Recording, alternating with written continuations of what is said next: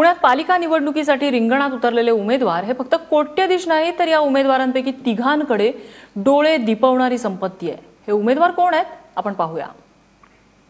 विजय शेवाळे, संपत्ती 196 कोटी। रेखा टिंगरे, संपत्ती 134 कोटी।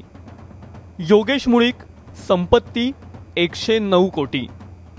नगरसेवक पदासाठी निवडणूक लढवणारे हे अब्जाधीश उमेदवार निवडणूक लढवतायत पुणे पालिकेतून। डोळ्याला दिपवणारी संपत्ती या तिघांनी आपल्या प्रतिज्ञापत्रातून जाहीर केली आहे। 5 वर्षांपूर्वी 74 कोटी संपत्ती असणारे योगेश मुळीक आता अब्जाधीश झाले आहेत। आणि माझी जे प्रॉपर्टी मी दाखवलेली 109 कोटी तर ती सर्व वडिलोपार्जित आहे।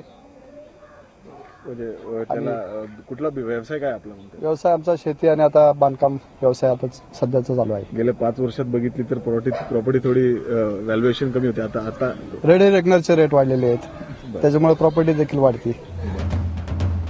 रेखा टिंगरे या पुणे प्रभाग क्रमांक 1 मधील राष्ट्रवादीच्या नगरसेविका।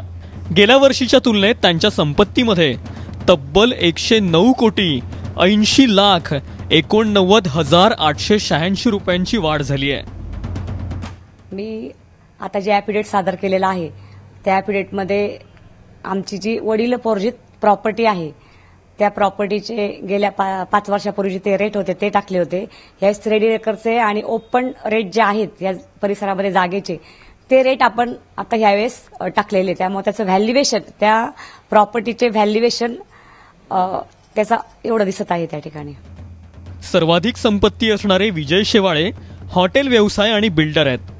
पहिल्यांदाच निवडणूक लढवणाऱ्या शेवाळेंना भाजपने औंध बोपोडी भागातून उमेदवारी दिली आहे। ही जी प्रॉपर्टी आहे ही मी शून्यातून निर्माण केलेली आहे। माझ्या वडिलोपार्जित काही प्रॉपर्टी नव्हती। मी 1974 पासून काम करतोय।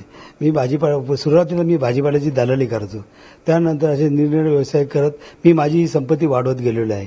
74 सालापासून जी माझी प्रॉपर्टी आहे ती सर्व मी तुम्हाला दाखवलेली आहे, महानगरपालिकेला माझ्या ह्याच्यात सादर केली, ॲफिडेव्हिटमध्ये सादर केलेली आहे।